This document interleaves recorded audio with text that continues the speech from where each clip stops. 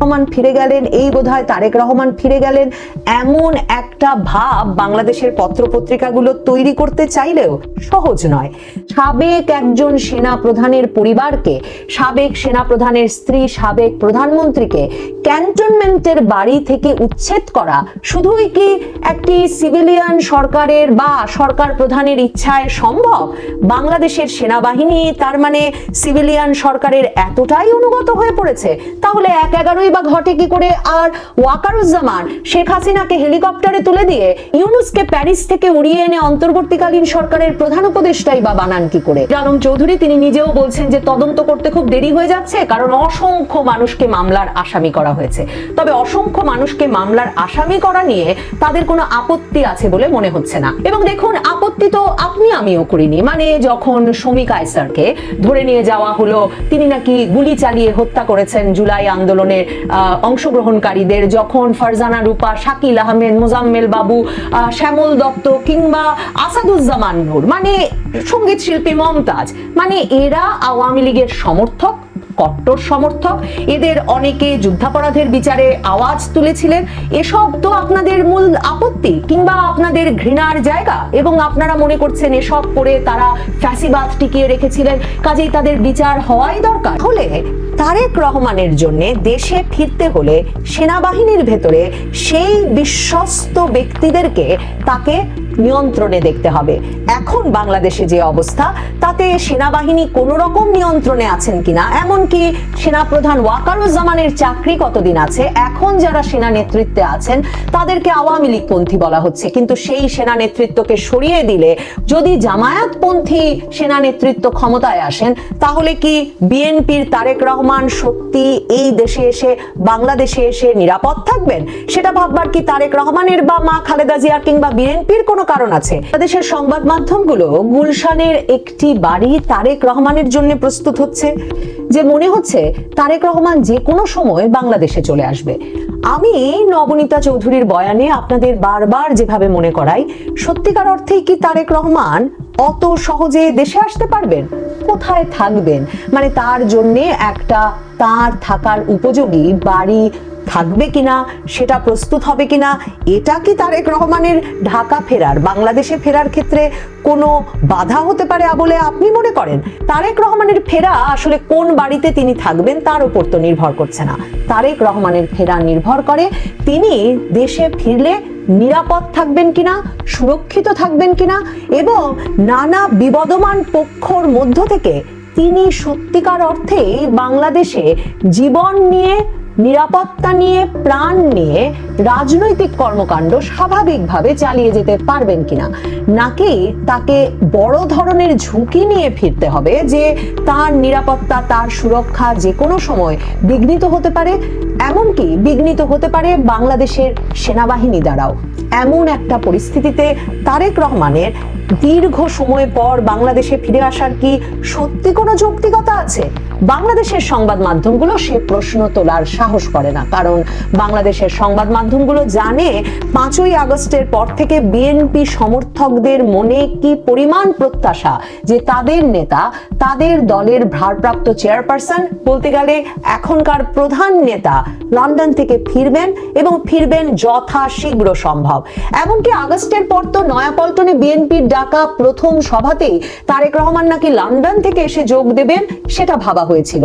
কিন্তু তখন টের পাওয়া গেল 5ই আগস্ট পরবর্তী বিএনপির জনসভায় তারেক রহমান এমনকি জনসভা মঞ্চেও ভার্চুয়ালি যোগ দেন বটে, কিন্তু নিজে সশরীরে কবে হাজির হবেন সে বিষয়ে কোনো বক্তব্য দেন না। দেখুন, তারেক রহমানের সঙ্গে দেখা করে এসে সালাউদ্দিন আহমেদ, বিএনপির স্থায়ী কমিটির সদস্য, জানুয়ারি মাসে কিন্তু বলেছিলেন যে পরিবেশ এখনো তৈরি হয়নি যে তারেক রহমান দেশে ফিরবেন।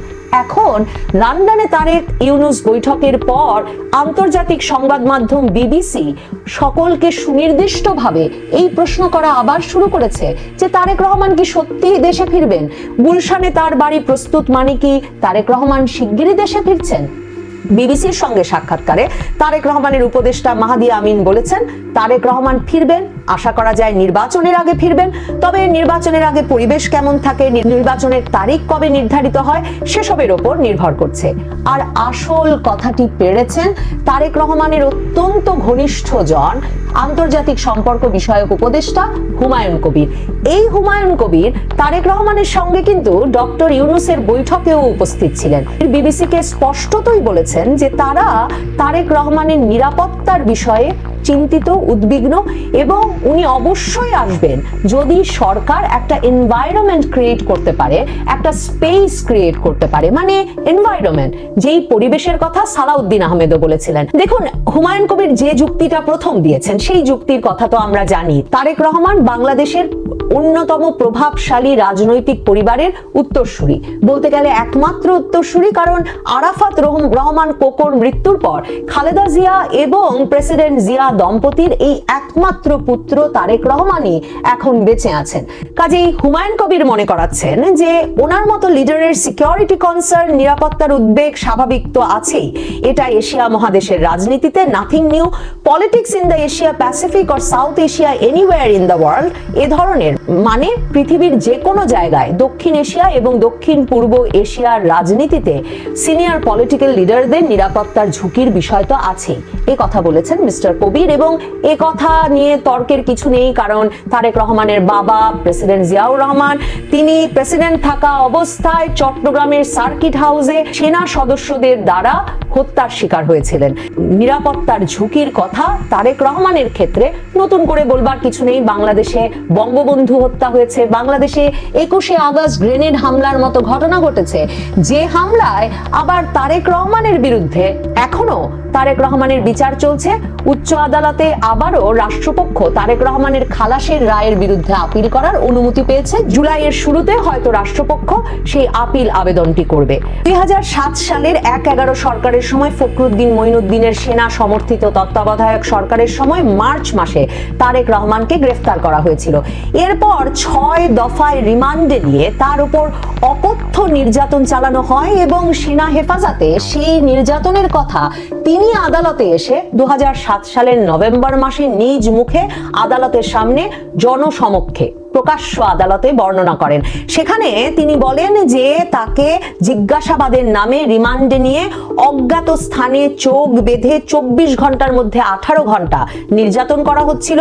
তিনি বলেছেন যে তিনি তো কোনো সন্ত্রাসী নন, অথচ তার চিকিৎসার জন্য আদালত নির্দেশ দিলেও ব্যবস্থা নেওয়া হয়নি, এবং তিনি এতটাই নির্যাতনের শিকার হয়েছেন যে প্রায়শই তাকে উঁচু জায়গা থেকে ছুঁড়ে ছুঁড়ে মাটিতে ফেলা হচ্ছিল, উল্টো করে বেঁধে পেটানো হচ্ছিল, এবং এর ফলে তিনি আর মেরুদণ্ড সোজা করে দাঁড়াতে পারছেন না। এমনকি চোখ বেঁধে অজ্ঞাত স্থানে নিয়ে ক্রস ফায়ারে তাকে মেরে ফেলার হুমকি দেওয়া হয়েছে বলেও তারেক রহমান সে সময় আদালতে দাঁড়িয়ে বলেছিলেন। আদালতে দাঁড়িয়ে তারেক রহমান আরো বলেছিলেন যে 24 ঘন্টা মোটা কাপড় চোখে বেঁধে নির্জন স্থানে নিয়ে নির্যাতন করা হতো তাকে। তার এই নির্যাতনের বর্ণনা তখন বাংলাদেশ, ভারত সহ বিশ্বের বিভিন্ন দেশের সংবাদ মাধ্যমে প্রচারিত হয়, উঠে আসে, এবং তার ফলে তারেক রহমানের মুক্তির জন্য বিএনপি সমর্থকদের মধ্যে যে আলোড়ন তৈরি হয়, সে আলোড়নেও কিন্তু পরের বছর সেপ্টেম্বর, মানে প্রায় আরো 1 বছর সেনা হেফাজত থেকে বের হতে তারেক রহমানকে অপেক্ষা করতে হয়েছিল। এবং মওদুদ আহমেদ 1/11 সরকারের সময়কাল নিয়ে লেখা তার বই কারাগারে কেমন ছিলামে স্পষ্টতই লিখেছেন যে তার কাছে যে তথ্যাদি আছে তাতে তিনি জানেন যে খালেদা জিয়াকে সেনা কর্মকর্তাদের সঙ্গে সমঝোতা করে, ডিজিএফআই এর সঙ্গে, মানে সেনা গোয়েন্দাদের সঙ্গে সমঝোতা করে যে তারেক রহমান আর প্রত্যক্ষ রাজনীতিতে থাকবেন না আপাতত, সেই মর্মে এক রকমের মুচলেখা দিয়ে তারেক রহমানকে বিদেশে পাঠাতে হয়েছিল। তাহলে তারেক রহমানের জন্য দেশে ফিরতে হলে সেনাবাহিনীর ভেতরে সেই বিশ্বস্ত ব্যক্তিদেরকে তাকে নিয়ন্ত্রণে দেখতে হবে। এখন বাংলাদেশে যে অবস্থা, তাতে সেনাবাহিনী কোন রকম নিয়ন্ত্রণে আছেন কিনা, এমনকি সেনাপ্রধান ওয়াকারুজ্জামানের চাকরি কতদিন আছে, এখন যারা সেনা নেতৃত্বে আছেন তাদেরকে আওয়ামী লীগপন্থী বলা হচ্ছে, কিন্তু সেই সেনা নেতৃত্বকে সরিয়ে দিলে যদি জামায়াতপন্থী সেনা নেতৃত্ব ক্ষমতায় আসেন, তাহলে কি বিএনপির তারেক রহমান সত্যি এই দেশে এসে, বাংলাদেশে এসে নিরাপদ থাকবেন? সেটা ভাববার কি তারেক রহমানের বা মা খালেদা জিয়ার কিংবা বিএনপির কোনো কারণ আছে। তারেক রহমানরা সেনাবাহিনীর ভেতরে যে দলীয়করণের কথা বলছেন, পলিটিসাইজড হয়ে যাওয়ার কথা বলছেন এবং বলছেন সেটা পরিষ্কার করতে তারা ডক্টর ইউনূসের সরকারের ওপর ভরসা করছেন। ডক্টর ইউনূসের সরকারের ওপর তারা ভরসা করবেন কোন বিবেচনায়? ডক্টর ইউনূস সরকার আসলে সেনাবাহিনীর ভেতরে পরিষ্কার করবার কার্যক্রম চালানোর পর কাদের ক্ষমতায় বসাবেন তাতে কি বিএনপির কোনো নিয়ন্ত্রণ আছে? বা আপনাদের গত 10 মাসের ডক্টর ইউনূস সরকারের সরকার পরিচালনার রকম দেখে মনে হচ্ছে তিনি তাতে বিএনপি সমর্থক গোষ্ঠীকে নিয়ন্ত্রণে নিয়ে আসবেন? পুলিশ এবং প্রশাসনের মধ্যে, এমনকি সাংবাদিকদের মধ্যে যে এখনো কত কত ফ্যাসিবাদের দোষর লুকিয়ে রয়েছে তার একটা প্রমাণ মিলেছে আওয়ামী লীগ সরকারের সাবেক পরিকল্পনা প্রতিমন্ত্রী শামসুল আলমকে গ্রেফতারের পর। শামসুল আলমকে রাত 11:30টার পর বুধবার মোহাম্মদপুর এলাকার একটি বাসা থেকে ডিবি পুলিশ অর্থাৎ বাংলাদেশের গোয়েন্দা পুলিশ ব্যাপক গোয়েন্দা তৎপরতার মাধ্যমে নিশ্চয়ই তাকে গ্রেফতারের পর থানায় নিয়ে আসলে সাংবাদিকরা জিজ্ঞেস করেছিল যে ঠিক কোন মামলায় শামসুল আলমকে গ্রেফতার করা হলো। পুলিশ তখন নাকি বলেছে যে কোন মামলায় তাকে এখনো গ্রেফতার দেখানো হবে এই সাবেক পরিকল্পনা মন্ত্রীকে সেটা এখনো ঠিক হয়নি, সেটা ঠিক হলে তাকে গ্রেফতার দেখানো হবে। আপাতত তাই তাকে মিন্টো রোডের ডিবি অফিসে অর্থাৎ গোয়েন্দা পুলিশ দপ্তরে রাখা হয়েছে। তো দেখেন, ফ্যাসিবাদের দোষর না হলে পুলিশের জন্য কি কোনো অসুবিধা হওয়ার কথা? হাজার হাজার মামলা হয়েছে জুলাই আগস্টের পর, হত্যা মামলা, সেসব মামলায় শামসুল আলমকে গ্রেফতার দেখাতে অসুবিধা কি ছিল? পুলিশের এমন মন্তব্য নিয়ে যেমন প্রশ্ন তুলতেই হয়, তেমনি অন্য সংবাদপত্রগুলো ঘাটলে যখন দেখবেন যে সংবাদপত্রগুলো লিখছে পরিকল্পনা প্রতিমন্ত্রী শামসুল আলমকে গ্রেফতার করা হয়েছে, তবে কোন অভিযোগে বা কোন মামলায় তাকে গ্রেফতার করা হয়েছে এ বিষয়ে বিস্তারিত কিছু জানা যায়নি। কিন্তু সম্পাদক নুরুল কবিরের পত্রিকা নিউ এজ তারা কিনা লিখে বসলো এমন কথা যে ডিবি অফিস থেকে বলা হয়েছে কোন মামলায় তাকে গ্রেফতার দেখাবো আগে ঠিক করে নেই, তারপর গ্রেফতার দেখাবো। এরকম করে লেখাটার মধ্যেও কিন্তু ফ্যাসিবাদের দোষর হওয়ার তাদের যে একটা প্রবণতা, সাংবাদিকদের একটা প্রবণতা, সেটাও প্রকাশ পেয়েছে।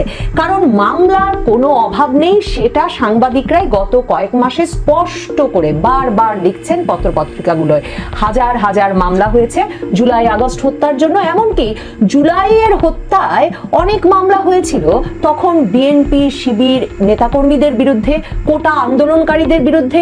সেসব মামলায়ও আওয়ামী লীগের মন্ত্রী মিনিস্টারদের গ্রেফতার দেখানোর উদাহরণ আছে একেবারে সালমান এফ রহমান এবং আনিসুল হক, এ দুজনকে যে মামলায় গ্রেফতার দেখানো হয়েছে 16ই জুলাই নিউ মার্কেট এলাকায় শাহজাহান আলী আর সবুজ আলী নামের দুজন নিহত হন। এদের মধ্যে একজন ছিলেন শিক্ষার্থী। নিহতদের মা বাদী হয়ে যখন মামলা করেন তখন তিনি বলেছিলেন কোটা বিরোধী আন্দোলনকারী বিএনপি জামাত শিবিরের নেতাকর্মীরা হকি স্টিক, লাঠি সোটা এসব দেশীয় অস্ত্রশস্ত্র নিয়ে নিউ মার্কেট এলাকায় পিটিয়ে এই দুজনকে মেরে ফেলেছিল, সেটা ছিল অভিযোগ। অথচ সেই এজাহারের ভিত্তিতে 5ই আগস্টের পর সালমান এফ রহমান এবং সাবেক আইনমন্ত্রী আনিসুল হককে গ্রেফতার করা হলে তাদেরকে সেই মামলায় গ্রেফতার দেখিয়ে ফেলা হয়েছে এবং পুলিশ তার বেশ কয়েক সপ্তাহ পরে এজাহার সংশোধন করে আদালতে আবার জমা দিয়েছেন। মানে তখন ন্যারেটিভটা বদলে গেছে, তখন সে মামলায় শেখ হাসিনা থেকে আওয়ামী লীগের নেতাকর্মীদের আসামি করা হয়েছে। কিন্তু ফৌজদারি মামলায় আসলে এজাহার পরিবর্তনের কোনো সুযোগ নাই, মানে এজাহার সংশোধনী বলে কিছু থাকতে পারে না। এজাহার করার পর এই যে বিএনপি জামাত শিবিরের কর্মীদের বিরুদ্ধে একজন নিহতের মার করা যে মামলা, সে মামলা বদলে ফেলে তাকে আওয়ামী লীগ নেতাকর্মীদের বিরুদ্ধে মামলা করে দিল পুলিশ। সেগুলো নিয়ে পরে আদালতে আশা করা যায় প্রশ্ন উঠবে এবং এই মামলার বিচার কাজ বা চার্জশিট আসলে এমন একটা সংশোধিত এজাহারের ওপর করা সম্ভব হবে না। সত্যি কি আইনমন্ত্রী আনিসুল হক আর সালমান এফ রহমান, তখনকার প্রধানমন্ত্রীর উপদেষ্টা, তারা দুজন মিলে নিউ মার্কেটে গিয়ে পিটিয়ে দুজনকে মেরে ফেলতে পারেন?